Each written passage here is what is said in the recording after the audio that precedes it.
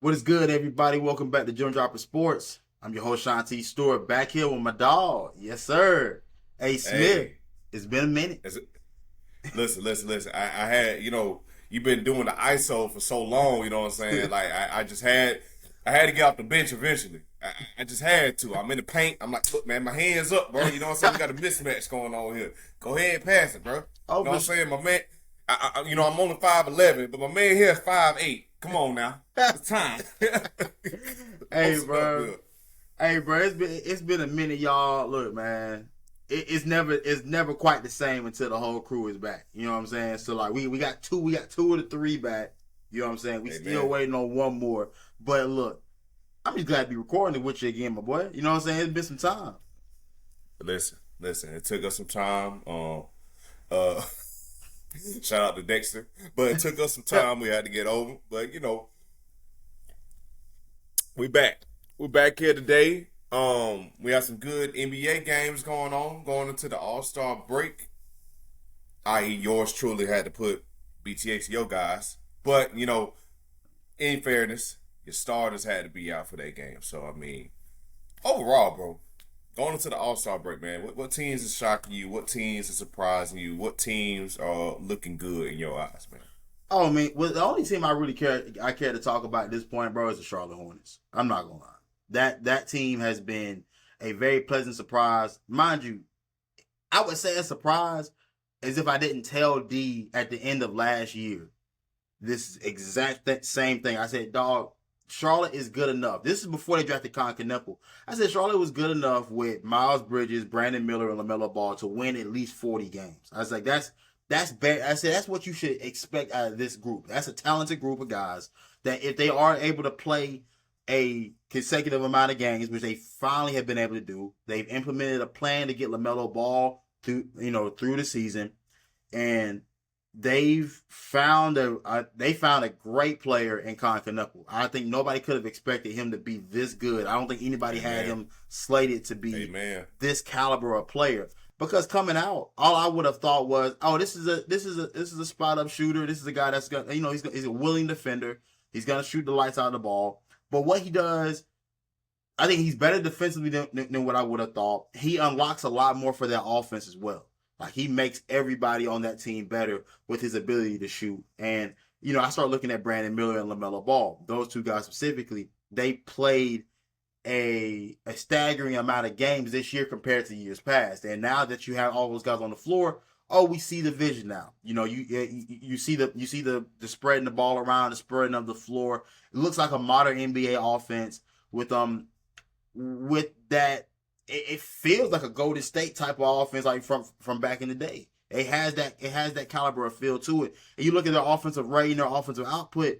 This is a top five offense in the league with how they play when they're at their best. So, I mean, kudos to Charles Lee and his coaching staff and the plan they put forth. Kudos to Jeff Peterson, the GM, and what they've done in the draft. I know I'm being a little long winded, but when you start looking at what they've done in the draft, even just last year, when you talk about obviously the first round pick, but you talk about guys like Sion James and Kalkbrenner, who have both been able to help contribute on this team as well.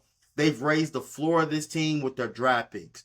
Being able to hit on your draft picks allows you to have more flexibility in free agency. That makes Charlotte a very desirable destination for the upcoming summer. That now you're going to be in play for some of the top free agents to play alongside this young core. I think sky's the limit for the Charlotte Hornets. I think they're going to be a tough matchup for anybody that sees them. I don't know. I don't have any real expectation for them if they were to make the playoffs, but making the play in and making the playoffs is a step in the right direction for that franchise. Yeah, man. I mean, look, man. You on point on. I even go one step above, man. They kind of remind me of how the Denver Nuggets is heading towards. I.e., they got like two sides like a Jamal Murray or anything like that. They got Brandon Miller and LaMelo Ball both clicking at the same time. And with Khan, I didn't even expect Khan to be cooking like this.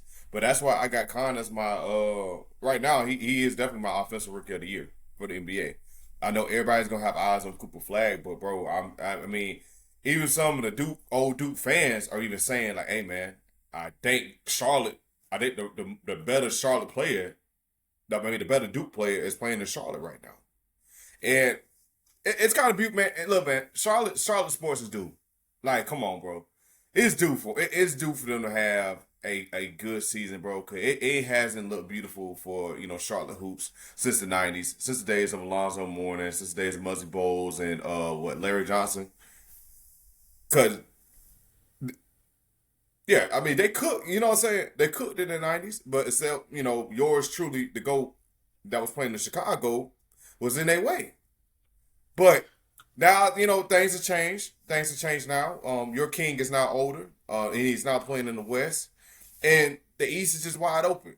So it's like me. You said, I think in the beginning of this NBA season that the East is wide open, and teams like Charlotte, the Charlotte Hornets need to take advantage of this right now. No, absolutely. Yeah, no. I mean that they're in prime position too. There isn't necessarily like with Boston. Boston, even though Boston's still having a good season by their standards, but without Jason Tatum, that Boston team isn't a. We don't believe that's a championship caliber team. The New York Knicks, to me, probably feel like the most dangerous group of all the teams in the East right now.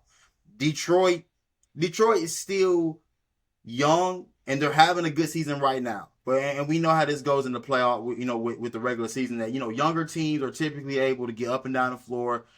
They move better on a nightly basis. So, they in the regular season, they typically have the advantage. Is when we get to the playoffs and you have to start playing these 7-game series and guys are able to game plan for you.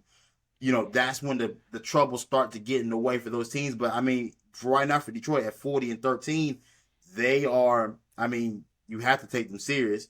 I would say, my biggest surprise of the East, at least, would probably be Toronto being at number 5. I'd say with that roster, I don't know if I would have thought that they'd be here. They've instantly flipped around their fortunes. That was a team that just they had good young pieces. You had guys like Scotty Barnes. You end up trading for a guy like RJ Barrett. But this year you end up getting Brandon Ingram. Then you draft Colin Murray Bowles, our boy out of South Carolina. They've turned that team around, and they're sitting in a position now where they're competing, in the thick of the East. You know what I'm saying? The Cleveland Cavaliers, though, we can dive into that a little bit. It's kind of getting more so into the trade deadline. Trading for James Harden. What do we think about that? They come by surprise a little bit. I'm guessing the Clippers blowing it up just a tad bit. I mean, teams like the Clippers, you just don't know what they're doing. They usually typically get guys that is on outstanding watch. They try to make it work from there. I.e., didn't Chris Paul was supposed to do his retirement tour there, if I'm not mistaken, beginning of the year, and they just 5 games in, they say, "Look, bro, just go ahead and there's no retirement tour for you. Take it to the crib." Like it's over with. I mean, it ain't really a shocker. If James Harden still got a little bit of gas left in the tank for him to push the team to get at least a championship ring. Wait, does Harden have a ring? Does Harden have a ring yet? No. No, Harden has no ring? Mm-hmm. Well, this would be his, I think this might be his best chance to get a ring here, maybe. Like I said, the East is wide open. So, I wouldn't be surprised. I think the Cavs would be one of them teams that would make a push, a good late push in the playoffs, man. I think they'll give teams like the Pistons hell. What they is second? No, what they right are now? They're sitting at the 4th seed right now, so they have a first round matchup. Oh, I see it with the Toronto Raptors, which I think they will win. I think I have no question that they beat Toronto in a 7-game series. And James Harden. Look, man, James Harden is one of those players where I could easily get fooled and say, man, yeah, they got a champion, they got championship hopes, aspirations now with James Harden. But I can't let Donovan Mitchell and James Harden do that to me anymore, bro. I mean, I'm going to enjoy watching those two play basketball together. I'm going to enjoy watching the ascension of Jared Allen playing alongside James Harden, because James Harden tends to do this with any big man that he plays with. He tends to elevate their game as well. They're gonna be a fun team to watch. In the East, they're gonna have a great chance to make some noise, but I just can't buy into it any more than what I already am. They're going to be entertaining to watch. I can't put any real expectations on Cleveland to win a championship. I just don't. Neither of these guys, they neither have shown that they can be the leader of a championship team, and I definitely don't think that ultimately changes with them playing alongside of each other.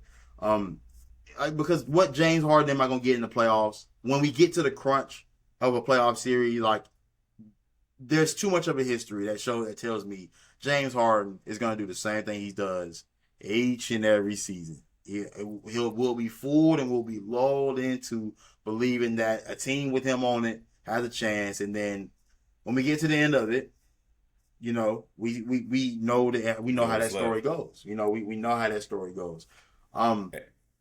What, it make 10 years since his MVP? Didn't he win MVP, 2015 or something like that with the Rockets? 2014, 2015? I want to say his MVP may have been like 2017, 18. I feel like it was one of the years where I think KD was in Golden State, because I think that pretty much knocked Steph out of the running. We could look it up right now. But yeah. It's been nearly 10 years though. Even still, it's 2026, so it's been nearly 10 years since his MVP anyway.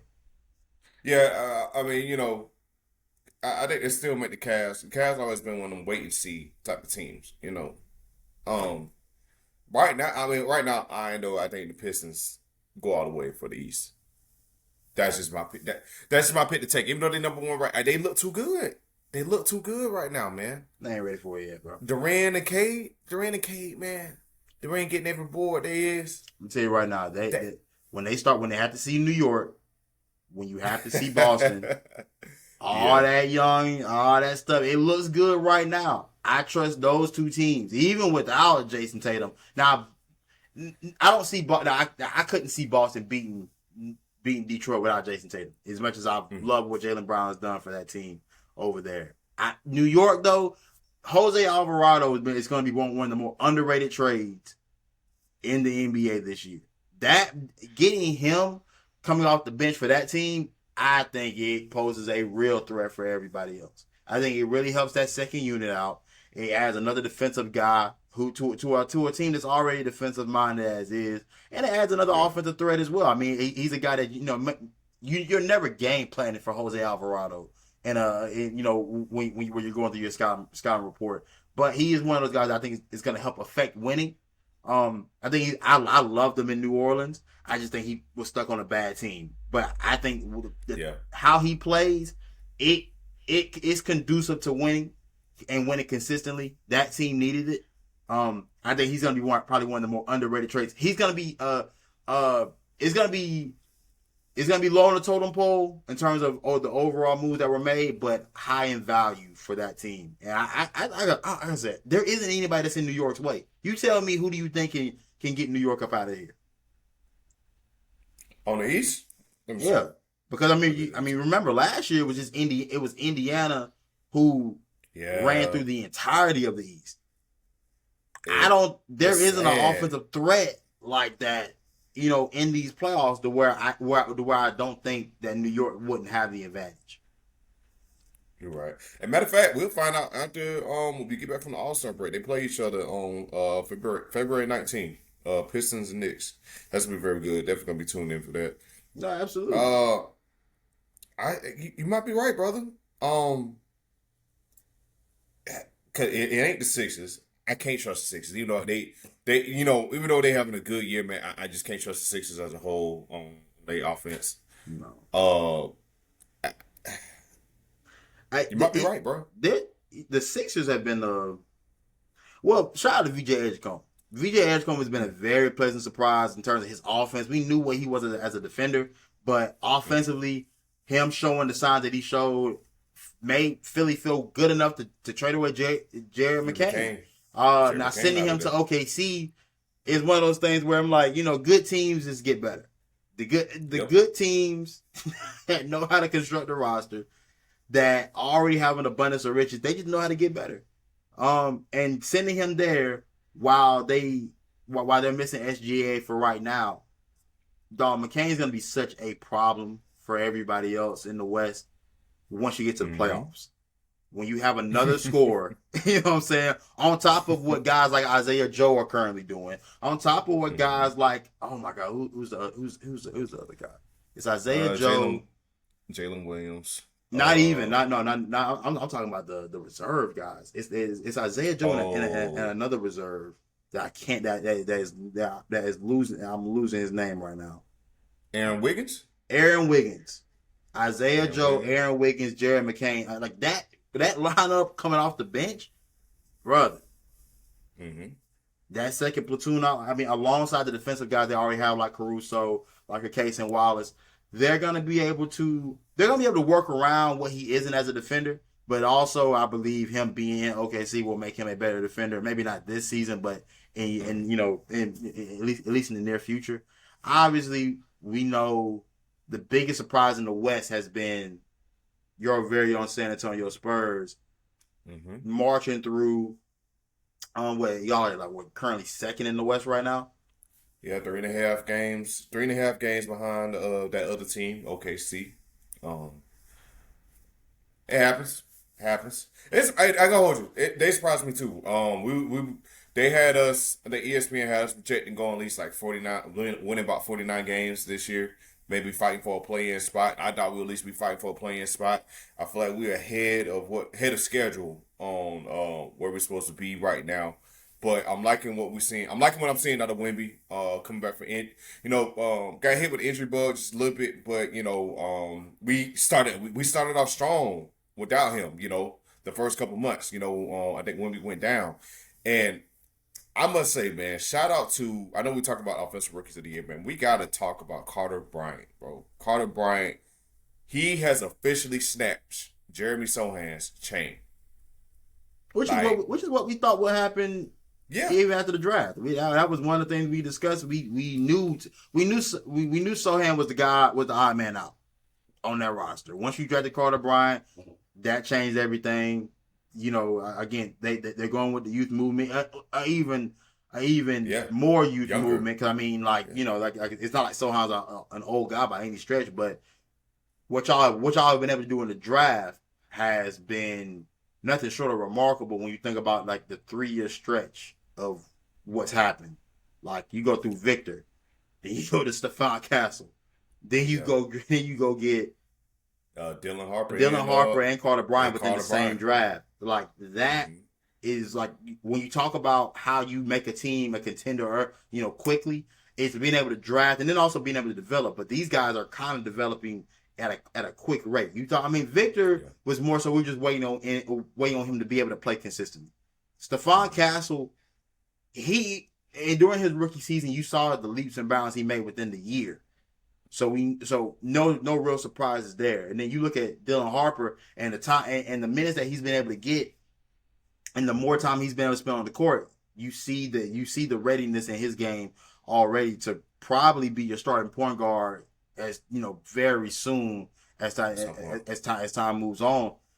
And then you add another contributor in Carter Bryant. It makes it all the more better for for the opportunity to be able to go compete in the West and possibly go take a stab at an NBA championship. Yeah, and with the addition, and again last year with the addition of De'Aaron Fox coming in as well. I think he was looking at the Warriors game, he was our leading scorer right now, also leading us with assists also. We just gotta keep this momentum going, bro. We gotta keep this momentum going. Find us. Actually, you know what? Let me stop right here. Something just came across my desk. What's that? Keldon Johnson. I'm sorry. I apologize. Look, literally, you talk about Kadoosh. That was my Kadoosh for the Spurs for the longest. How he survived the trade deadlines for these past few years, I don't know how. But I did say every time Keldon Johnson has contributed, every time Keldon Johnson has given us a 20-point game, the Spurs look good. Even when before Victor, Keldon Johnson was just one of those guys that, he was so inconsistent in my eyes. But this year, coming off the bench, man, he is looking like he might be sixth man of the year candidate. Just coming off the bench, he's holding it down. And that's what we need, bro. having Keldon Johnson and Carter Bryant both contributing off the bench, bro. That I not even trying to toot my own horn here, but that's what really make the Spurs dangerous. That is the Spurs way. That is what we've been missing since the prime days of Greg Popovich. Everybody like that, you know what I'm saying? Not gonna give y'all his history lesson. Like I said, I'll tell y'all this every time. But that is the Spurs way. No, for sure. So, not too much on me. I would love to talk about your guys, LA. I don't actually. I actually have no interest in talking about them boys. I think I think y'all are good. Nah. All troll aside. I think once y'all, when that day, you know what that day is. When that day you can trim that fat and build around Luka. Y'all in the good. Y'all definitely be the most dangerous teams in the West again. I need so many changes before that happens. I need so many changes because because my issue with a lot of things that's happening in LA has always revolved around the GM, and they butchered this roster for a number of years, and if people don't quite understand what I'm referring to, I'm referring to the fact that after you won a championship in 2020. And you had the 2021 season go how it went, and that was what it was. You were coming off of a shortened off season, injuries happened. Nobody could be surprised considering how close you were from being out of the bubble, and then to go on and pretty much dismantle that championship roster in an instant to go trade for a guard who Westbrook, ain't it? Yes. Russell Westbrook? Yeah, I'm just referring to him as a guard right now. I'm just you know what I'm saying? Because I like Russ. I really do like Russ. I'm a big fan of his game. I'm a big fan of his mentality and all that. I just hated that shit here. Like I didn't like it here at all. And neither did he. But once you took away that roster, you traded away guys like Kuzma, you traded away guys like Caruso and KCP, which made up the core of what you were during your championship run, which was defensive aces on the perimeter, defensive stalwarts in the paint, and LeBron James, who gets to play more free. You had AD who got to play the 4 like he had been begging to play for a number of years. And you do away with all of these things, and between firing Frank Vogel, which at the time I didn't hate, but then who you hired after and who you've hired since then, and then not being able to develop young talent at all either. Yeah, I have no real desire for this team whatsoever. And then the fact that I knew this summer was a lame duck summer because the money doesn't kick in till next year. And when DeAndre Ayton is your only when DeAndre Ayton is your signature move in the offseason, I'm cool. And I said it, and if we go all the way back, I made a video after the opening night game. I told Lakers fans, "Hey, bro, this is not gonna work." And look, into this team's credit, when it was Luka and Austin Reeves and Jake LaRavia, running rampant early on throughout the season, I had to shut up and I had to stay quiet, I had to stand pat. But my issue isn't really with those guys; it's more so with the rest of the roster that you built. Because hey, you had to pay Gabe Vincent for a number of years to do absolutely jack shit. You know what I'm saying?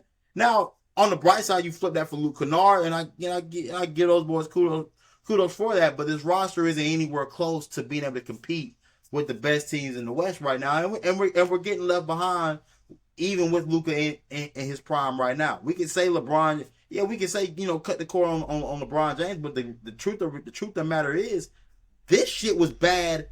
I don't think people understand how bad we were prior to LeBron James. It only got good because of LeBron James coming here. And I have no confidence in this franchise that they'll be able to figure it out post LeBron James. You just so happen to get gifted Luka. Yeah. That's a gift. And we have to see what you're able to make do with it. I hope new ownership gets Rob Pelinka out of the building and goes and finds a real GM, a real staff that can go in and develop talent, draft and develop talent, and raise the floor of this team so we can be back to where we rightfully should be, which is at the top of the NBA. So let's take it back 10 years ago. It's been Would it be in April? It's been 10 years since Sir and RIP Kobe Bryant has retired, correct? For Yes. y'all. So how was that window between that day and then when LeBron decided to take his talents to LA? I can't recall that time for y'all. There's a lot of draft, a lot of young picks. So if you recall that at this point we had D'Angelo Russell, we had Yeah. Julius Randle, Damn. but we end up trading these guys off. We end up moving these guys Yeah. off. We end up moving That these guys hurt on. Randall. Yeah. You end up getting Lonzo Ball, I believe, comes in 2018. Mm-hmm. So Brandon Ingram at this point is already here. I think Brandon Ingram comes in 17. Lonzo Ball comes in 18. Then Lonzo Ball and Kyle Kuzma are in the same draft in 2018, and that happened for about 2 years, I believe, about a year or two, and then you end up trading for Anthony Davis in 2019. And then from the Pelicans. Yeah. So it's more so one of the things you had to wait. So it's like just imagine if you waited it out with Julius Randle. I liked the Julius Randle when he was coming out of Kentucky. I did too. I was shocked y'all got rid of him. Y'all had a nice young Kobe. Julius Randle played along with Kobe, correct? He did. He played in Kobe. Played in some of Kobe's last years. That young core was going nowhere. That young core was going absolutely nowhere. By the way, I know the trade was the right move to make. You built the roster the correct way once you got Anthony Davis. You went and you had JaVale McGee. You had Dwight Howard. So you had the fives that take on the big man matchups for AD that allows him to be able to roam and play the four, which is what made us one of the best defensive teams that year anyway. And for those that think the bubble was the reason why we got that chip, brother, look at what was happening before that. We was whooping y'all ass before that. We was like go through and look at what was going on. We was dusting y'all asses before that. It ain't even matter who we was playing. You know what I'm saying? And then obviously, having the wing defenders like a Kyle Kuzma, having KCP as a perimeter defender, and then having a young Alex Caruso as well coming off the bench. And then that's not to even mention having guys like Avery Bradley and Rajon Rondo as well on that roster. We were well built on the bubble. Yeah. We were well built. At that point, for 2020 and 2021, there shouldn't have been a team that could mess with us. Look, injuries happened in 21. That snatched it. That snatched the year away from us. 2022, I feel very confident. You look through all the teams that won so far in this decade. Aside from, I'd say Denver and I'd say OKC, there ain't a team that's won a championship so far in this 2020 in the 2020s that I don't think we could have beat. Because I think we could very well beat the Golden State Warriors in 22. I believe who won in 23. I think Denver ends up winning in 23. I believe that old roster beat that current Denver team that won that championship. That was the same team that we seen that team already. 24. Who wins in 24?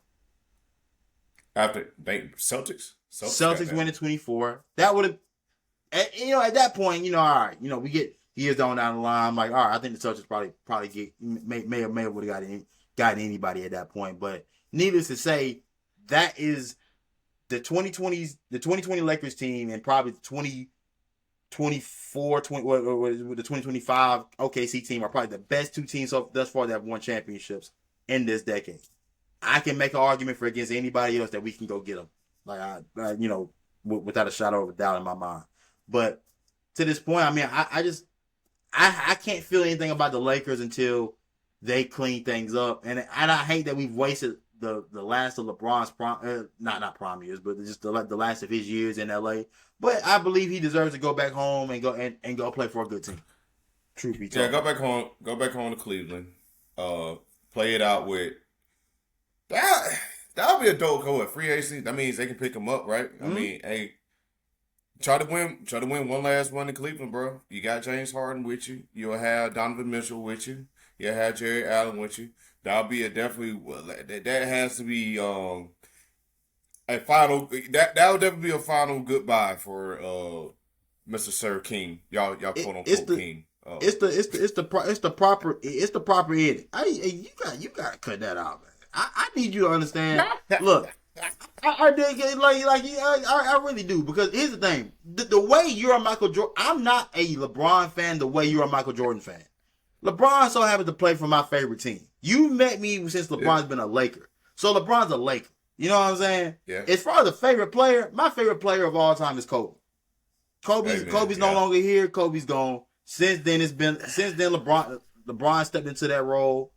But if you don't play for my favorite team, I don't really do the all-time player debates. You've never seen Michael Jordan play, and mind you, you're a Spurs fan. Yeah, you're a Spurs. You don't talk about Tim Duncan at all. Like, you have a player that is top 10 all time, widely regarded as a top 10 all-time player, and you don't say that man's name not a damn time. I need you to go hard for Timmy. Timmy need help. No, nobody talk about Timmy.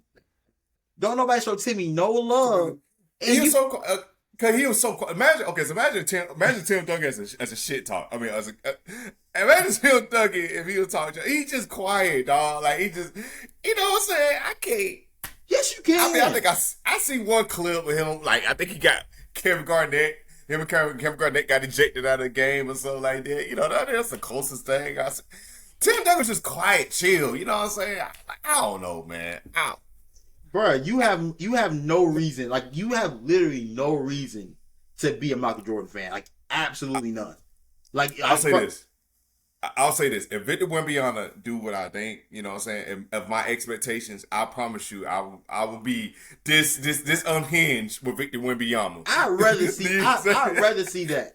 That would at least make sense, because it'll make sense. Because truth be told, I don't go hard for any player that has not put on the purple and gold. Mm. There ain't a guy I'm gonna talk, because it just so happen all the greatest players in the league come and play in LA. I can't, unfortunately, I can't relate to some of y'all boys. You know what I'm saying? Some of y'all get one great player in your franchise history, and like, I mean, you gotta talk about guys from like the 70s and the 60s. Like, I can do that too, but like, I just so happen to have the most iconic players in this game's history in my franchise, so I don't have to export nothing. I don't have to go look out for nothing else. You know what I'm saying? It all happens here, because if you want to be great, you come wear the purple and gold to come be great. You don't do it anywhere else. Like Luka, I'm a big fan of Luka. I was a big fan of Luka before he got here, but guess what? He here now. So guess what I don't have to do? I don't have to go look out nowhere else. Man, it's here. You know what I'm saying? I think the year anniversary of that trade was last week, when I'm mistaken. Yeah, it was. We were talking about it. It absolutely was. Still shocking. Ain't it sad though? Less than a year AD already out the door in Dallas. I mean, you gotta play games. I mean, that's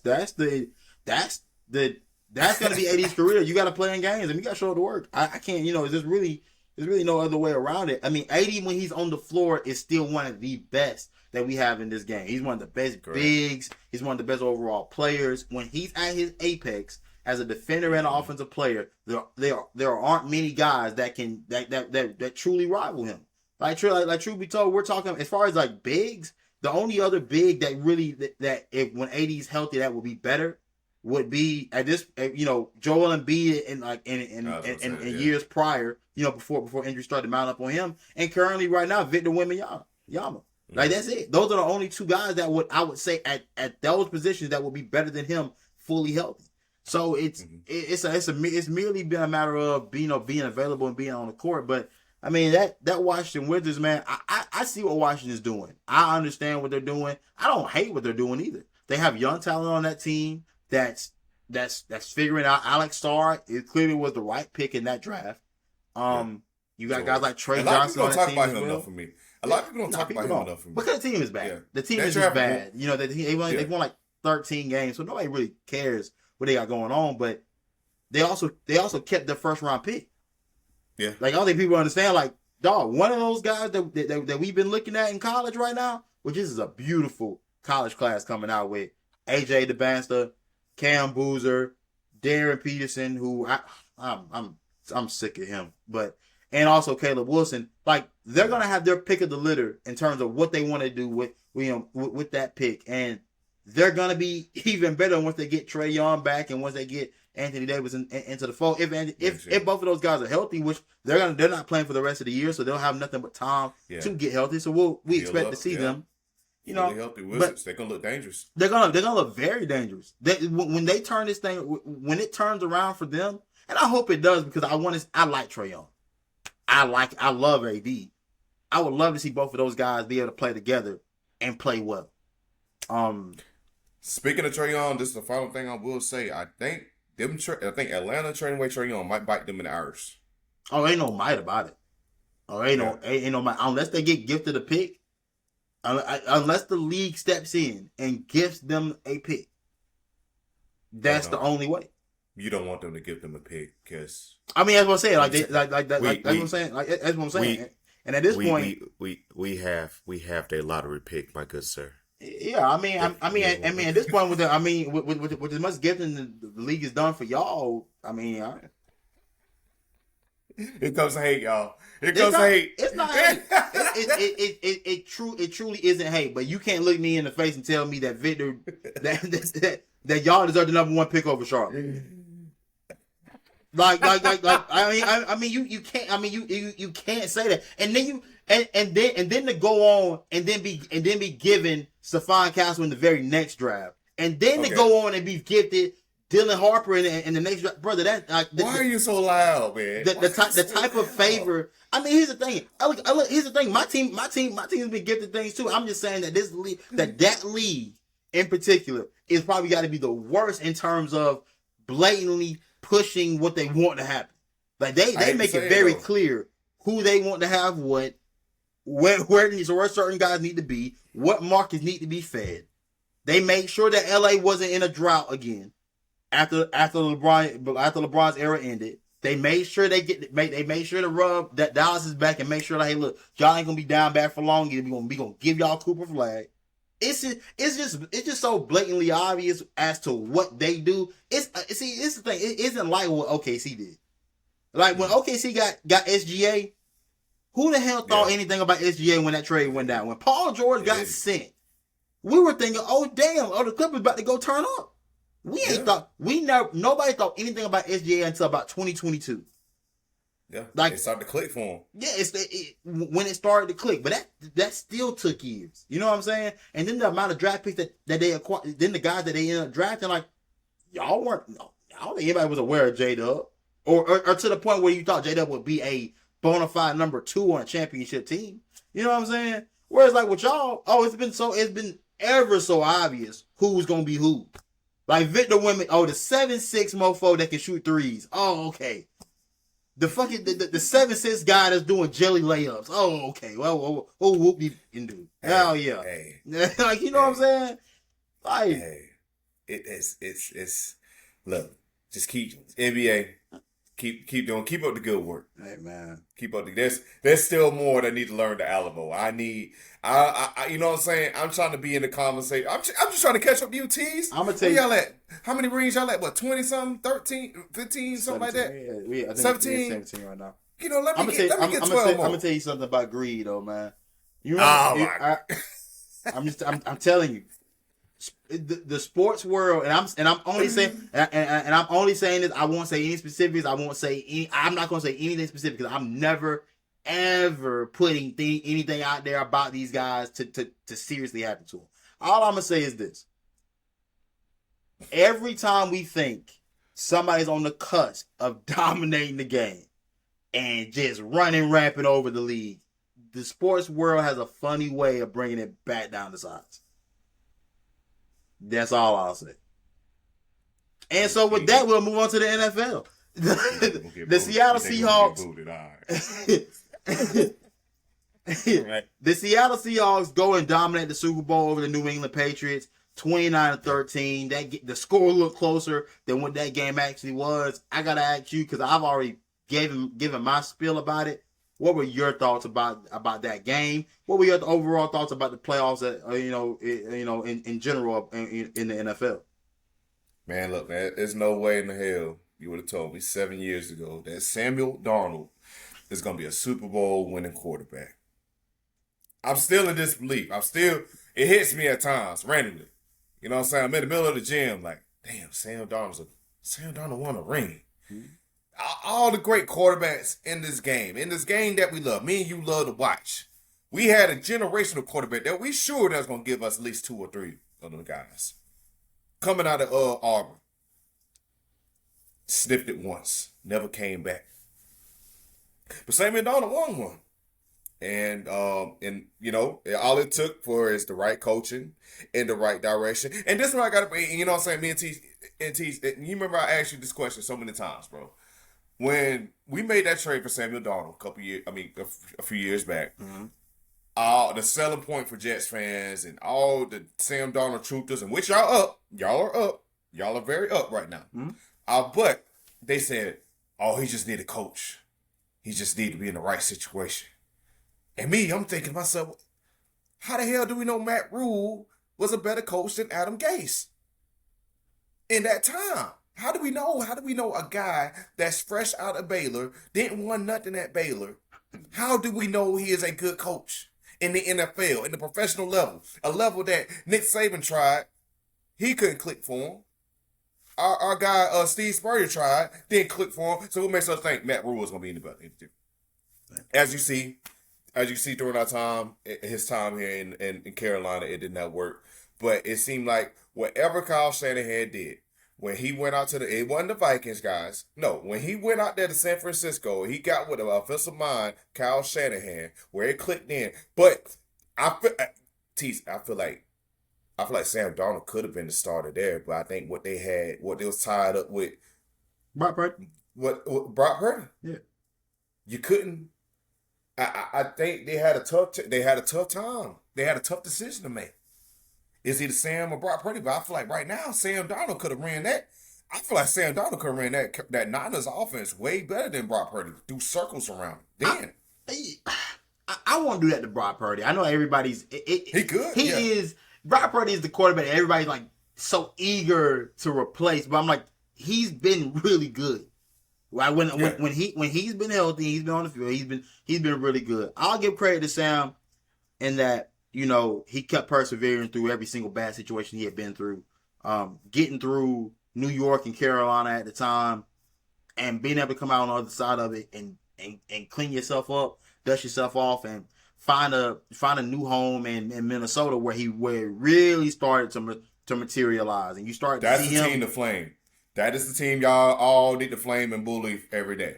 Oh, yeah, no, absolutely. And, I mean, my mindset is that had he performed better in that playoff game, he would still be in Minnesota right now. I think they obviously were tied up with J.J. McCarthy. But if there's a quarterback on the roster that is getting you through playoff games and getting you to the divisional round and the NFC title game possibly, and you know, you can't let that walk out the door. But when you get to the wild card, when you have a great season, when you flame out at the end and you get bounced on the wild card, it's a bit easier to make that move. At least in your mind at the time. But you know now they have to try to figure it out with JJ McCarthy. You know, kudos to Sam Darnold, but I think this is less about Sam Darnold because and more so about what it takes to build a championship team. Like this defense. Is a strong defense, a solid offensive line, a running game, weapons. Like building the roster is more important than anything else that you can do at this point. We've seen teams get there with game managing quarterbacks. We've seen a team now win one with a game managing quarterback. In our league's history, you look at guys like Brad Johnson, guys like Trent Dilfer. Hey, if you put a good group around these guys, you can win. If you have the right coaching staff, you can win. I hate to say it. Your frat brother, Jalen Hurts. Yeah. When you surround, and I'll give more credit to Jalen Hurts. Here's the thing about Jalen Hurts, right? And I don't want to make this a Jalen Hurts thing because I still that Eagles fan. Their fans gonna pull up on you. They irked the living piss out of me. The thing about Jalen Hurts that I'll give credit to him for is that I've seen him be a bit more than a game manager at a multitude of times. He's a bit more than a game manager, but just on average, he's more of a manager than he is a game changer. he has game changing moments in him each and every week when he decides to utilize his legs. Yeah. When he can make big throws, that just isn't what he is on a consistent basis. But I understand why they like him as a starting quarterback there and the franchise guy there, because those moments are in him. If we insulate him with great talent, he is capable of making those plays, and that's the best I can give you about Jalen Hurts. You know what I'm saying? But for Sam Darnold, man, again, when the front office does its job and the coaching staff does its job, it's easy for him to do his job. And I look at what he did in the NFC title game. They don't get there without him. And I mean, he shows you, and we all knew Sam Darnold had big time playmaking ability at the quarterback position.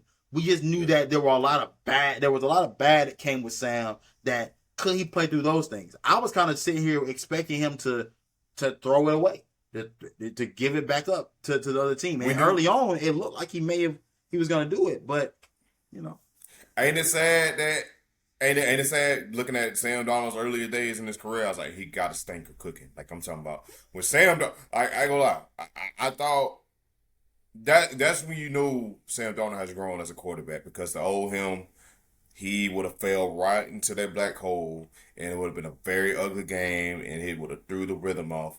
We saw it was getting there. The rhythm was about to get thrown off. I thought New England had a chance to get back into that game, but Sam Darnold adjusted, calmed down. Because one thing about Sam Darnold, once you rattle him, he gets happy feet real bad, and that's when he starts to oversell throws. That's when he starts to make dumb mistakes. But I like that he's grown. I'm like, damn, Sam Darnold has grown into that quarterback that they expected out of Southern California. So I can't hate. I was a known Sam Darnold hater. I hated on Sam Darnold for years. I couldn't stand the guy. I called the guy the NFL Ben Simmons. And Sam, I'm so sorry for disrespecting you, calling you Ben Simmons, because Ben Simmons is the biggest waste of time in the NBA roster space. But man, shout out to you, Sam. I'm sorry. Yeah. I'm not going to hate on you no more. But I am going to give praise to our guy that we've been stepping for since day one. Our guy that we've been stepping on for 3 years straight. Our guys that, that where your wake-up call is our battle cry. Shout out to Ernest Jones, and shout out to Sir Irmo's own Nick Eman-Worry, Super Bowl champion. You feel me? Listen, let me tell you niggas. Let me tell y'all. When we may not been good stamping approval on folks.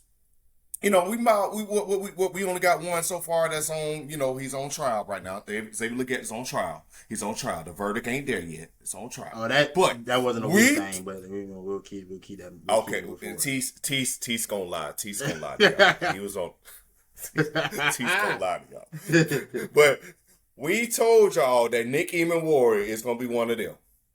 We told y'all, but it's okay. Y'all didn't listen. Y'all let my boy slip out of the first round, which is shocking. That's so shocking to me. But I get there was talent ahead that was, that teams needed or whatever. I think the need wasn't there, for the linebacker position, safety position, that hybrid position. Mm-hmm. I think he would have gone well in the first round easily. I think if people knew what they knew now, that he would easily go. I think you're gonna see it with Caleb Downs this year. Caleb Downs isn't gonna leave the first round, not even close. He may not. He's gonna be somewhere in that top 15 when we talk about that. I mean, not in top 15. He's going top 10, more than like 10. Top 5. Damn, you know what I'm saying? I think not knowing what Nick Eman-Worry, I can say not knowing, because if you didn't know, you just didn't watch. You know what I'm saying? But that happens with our guys coming out of South Carolina, because we're not the team that people come to see. And that's okay. And that's okay. That's all right. Yeah, that's all right. But no, like you said, kudos to our guys, man. That had huge impacts on that game. That defense overall, in general, though, that was, again, I said it before on another video, but that 2025 Seahawks defense has to be put in that rarefied air with some of the best units to go get it done We're talking about the 2000 Legion Ravens. of Boom. We're talking about LOB, Legion of Boom. We're talking about the Legion of Boom. 2015 Denver Broncos. We're talking about 85 Bears. We're talking about all of those defenses that have been, the face of what it looks like to dominate the biggest game of your life. That team, that defense did that. You talk about a team that didn't give up a point, a singular point until the fourth quarter. Yep. When the game was well and out. Garbage time. Garbage time Stat numbers. padding. You know what I'm saying? I just want that put out there. I don't know if they'll be able to continue this on to the next year, but I just know for this year, the 2025 Seahawks defense is one of the greatest defenses that we've seen. Oh, brother, they most definitely will. I don't think you've seen. The Seahawks currently have $70 million in cap space. Now, a good bit of that is probably going to JSN because I think it's contract time for him. I think it's going to go to Sam Darnold as well. Ernest Jones might get a paycheck too. I think they got them for cheap. But yeah, Seahawks not going nowhere. Oh no, they're not going anywhere because they have the cornerstone pieces. But when you win a Super Bowl, it's all about the supplementary guys, the guys that help make up this. That help make this thing up that people don't talk about on a daily. I guess I would need to know what their free agent situation looks like in terms of guys that are going to be hitting the open market. What changes happen there? I'm eager to see, but they're also playing a tough division that I don't know if there's going to be hard to duplicate what they did again because I look at San Fran. San Fran is going to be shot to hell because their injuries have been so severe that they won't even be back next year. They'll have to figure things out. But Kyle Shanahan, I would assume, is gonna get in the lab. But Sean McVay also being in that division is gonna make things tough for them to be able to do that He's again. due. Because Matthew Stafford's due. He's getting one for you think about it. They were this close to getting it done this year, and Seattle didn't have an answer for that team at all. Now again, Matthew Stafford's older, so how much longer is Matthew? This is more than likely Matthew Stafford's last season. Like that is what it is. But we'll see. I'm eager to see if they can duplicate it for the New England Patriots. Though, I tell you this. I don't know. I'm interested to see what that team looks like next year with the first place schedule because now that you went through one of the weakest schedules in NFL history. You didn't get it done in the biggest game. You have some disparities that I think are a lot more glaring now that you ran up against a healthy team. Mm-hmm. We'll see. I'm high on Drake May. I like Drake May. I think he's a good quarterback. I think he was very early this year. This I could have never foreseen happening. If there is some type of regression, I won't be surprised by it. But I do think he has elite level ability in his game. I just don't think he's there yet. He got coaching. He got coaching on the side. Mike Vrabel is not going to. Vrabel's not going to let him. Mike Vrabel's not going to let him down. He's going to try to get some resources the best he can. Just try to stay on top of what they built off of this year. Hell of a defense. I mean, it was a hell of a defense performance, honestly. So I mean, both sides. What y'all need to do, the Patriots, y'all got to get y'all a bona fide wide receiver one because your wide receiver one looked like he about to. Not only did he lose his girl, but look like he about to do some time. Yeah. He got some charges or something like that. Some allegations he gonna have to fix or whatever. So go ahead and get you a bona fide wide receiver one. I.e., I'll call Minnesota up. Let's see who Justin Jefferson talking about. Cause I mean, I said call Philly. Actually. That's really a layup at this standpoint. Yeah, you would think. AJ Brown reuniting with Mike Vrabel. I mean, it's the most honestly. Here's the thing: they won't have a problem attracting free agents because I think guys really love playing for Mike Vrabel. I think everybody's gonna want to rush through the door and play and play under him. Josh McDaniels staying there. I don't ever see Josh McDaniels never getting another head coaching opportunity, or at least he shouldn't get another head coaching opportunity. So I think he's gonna be there to work with Drake May throughout the early parts of his career, which is going to be huge for him. I think that's gonna be huge. He's going to be able to learn the game from one of the best offensive minds that we have in it. So I think they're set up to succeed for the future. They have to make some decisions and get some things shored up. Obviously, Will Campbell having one of the worst games I've ever seen from from an offensive lineman in that game. I mean, goodness. But I mean, I'm letting it slide. He's still a rookie. no, he's It's young. gonna He's take 20. time. He's 22 years old. It isn't in the world for him. It's I'll just let it slide. it's just the scary part is, and this is what I mean. You mentioned, you alluded to it somewhere earlier with our guy Cam Newton, is that there are no guarantees you get back here. Nope. There are no guarantees. It would be easy to say that you could get it and you can get back, but it just ain't how it goes. So you can say that all day long. You can say it. We'll be back. We'll be back. After 2015, I surely thought we'll be back. Oh, for sure. Well, we just weren't aware that we were being GM by one of the dumbest men of all time. So I mean, we can't, you can't account for that. That's a rant for another day. Yeah, not facts. I mean, but to be fair, the only guys to lose and get back and get it done is Jalen Hurts. Correct. Yeah, Chiefs too. I think. Yeah, you remember Tom Brady? Yeah, when that one year, the Bucks embarrassed them. Then Chiefs came back. You know what I'm saying? Yeah, they came back and got 2 more after that. You know what I'm saying? So it's hard to do. It can be done. It's a team game though. Don't ever forget that. Before we wrap up, we gotta talk about the Carolina Panthers, but we're not gonna talk about what you would think. I'm not doing pre-draft. I'm not doing I'm not doing any of that right now. Not right now. At least not yet. I'm not at that point yet. And we never got to finish the season properly with the Carolina Panthers. It was more so just me. So I gotta ask you, what were your thoughts of how the season ended for the Carolina Panthers? I think it ended on a high note.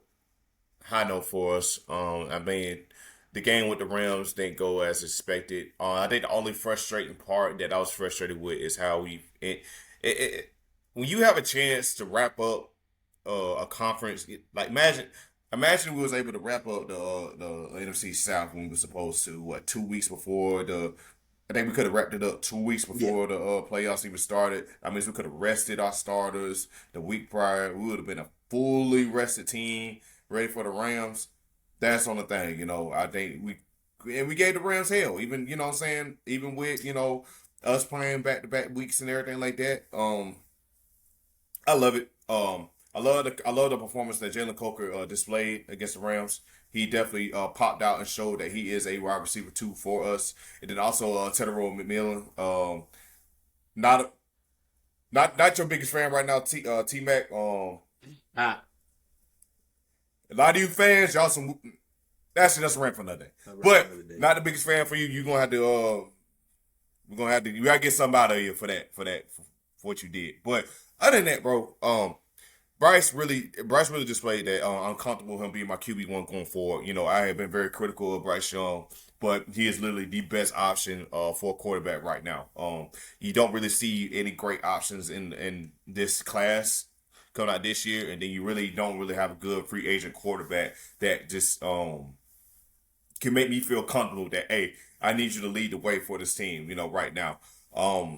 I do think we need to try to find some form of a QB2, and I'm standing on this. We need a quarterback too, just to bring some competition in. Not just think. I think Bryce Young, QB1. I think he's going to be solidify here as QB1 for his whole entire career for here at Carolina. But just in case he goes down, injuries happen, injury bug happen. That's the only thing in my opinion here. But I do think we need a legit OC. I just think Dave Canales is not good as a play caller.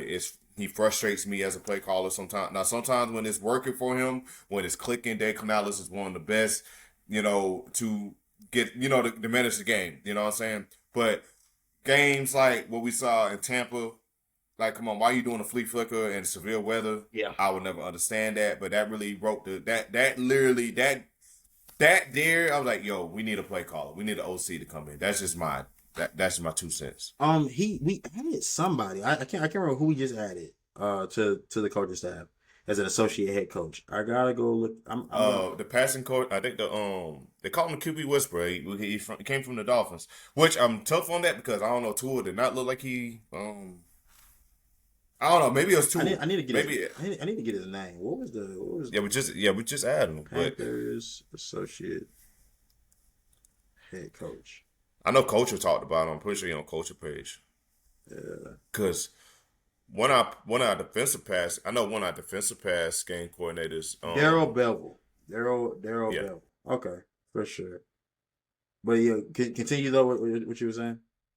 I know also one of our defensive pass game coordinators is about to dip out as well. That's about to hurt. I forgot who where he's going to. I'm sorry. I'm sorry. I got lost. Say it one. Say it one more I time. say I said I think our defensive pass game coordinator is about to. I think he's about to dip out though. But I did see the guy from the Dolphins that we were bringing in to Yeah. help out with Bryce Young, which I'm iffy on that because you know how Tua performance was last year. So I don't know. Yeah. Nah. I gotta see. I mean, if you ask me right now, what I would need to know what his role would be, and I just need to look into that a bit more before I can really give a real opinion. I won't say I hate it either way. I'm not mad at looking like he's reaching out for help to help manage that side of the ball. So I think that's a step in the right direction. But um, Brad Idzik needs to really. I would love to see what Brad Idzik has for us in the preseason this upcoming year. That's probably one of my biggest concerns. Did you see the interviews that happened on Radio Row with Cam Newton and Bryce Young and Cam Newton and Xavier? Yeah, yeah. I caught a glimpse of it. I respect. Shout out to Leggett going on Cam's show. I feel like he could have been, like I said, he could have been bitter about the whole situation and everything like that. He is definitely not live up to the expectation that we need him at. But us, a South Carolina fan, everything like that, I still believe in him.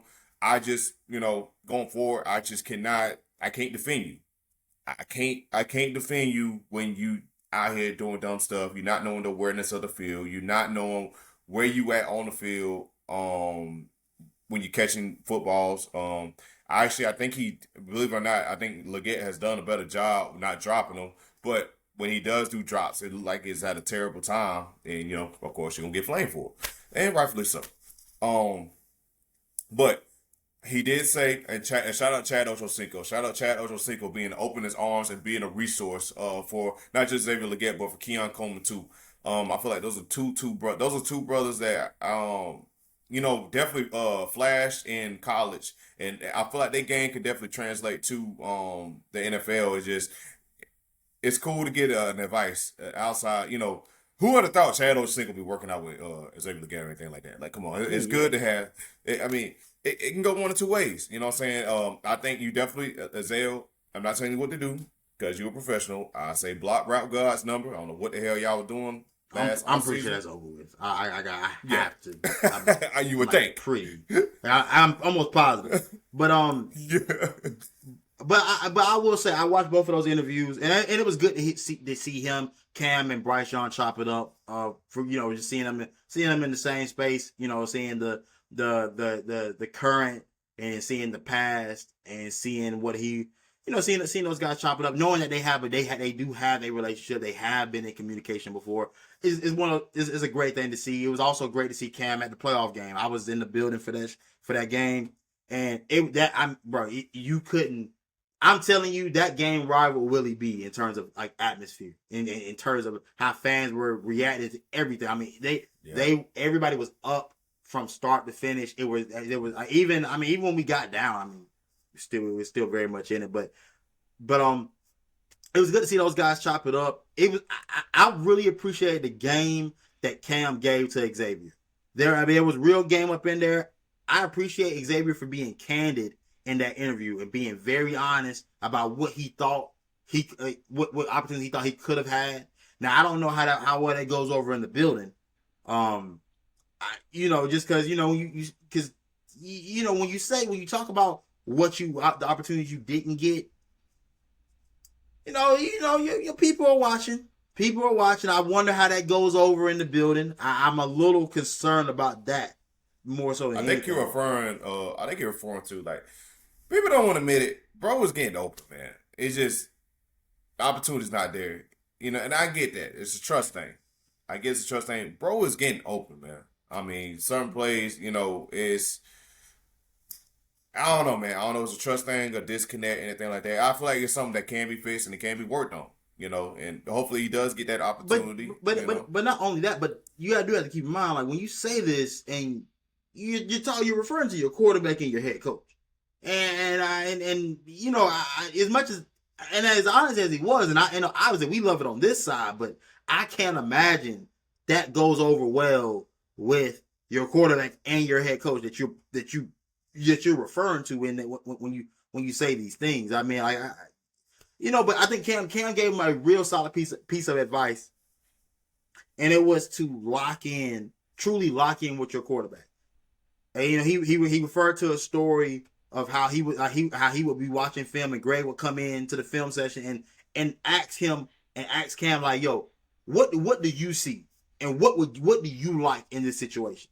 And that's really where that's gonna have to happen. Like Bryce Young and Bryce Young and XL have to lock in to the level that Bryce Young and T-Mac locked in. You saw that level of connection between those two guys, because I believe those two guys genuinely are around each other. They genuinely there probably are a lot of questions, a lot of feedback back and forth about what you like, what do you see. So when they go out onto the field, you see that connection. Two West Coast guys. Yeah, two West Coast guys, but again, I mean, we can say the West Coast thing, but like, hey, how active are you in trying to get on the same page with your quarterback? Yeah.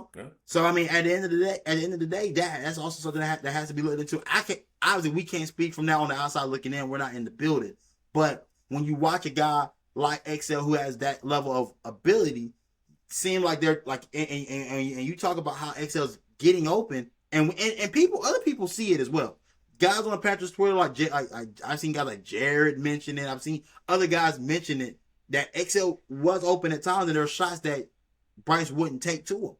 There's a level of trust that just isn't there. That those two have to go work on and have to go figure out in the off season. Mm-hmm. But I gotta wrap this thing up because my battery is about to die. So with that being said, this has been Germ Dropper Sports. I'm your host, Shanti Stewart. This is my co-host, A. Smith, and we out.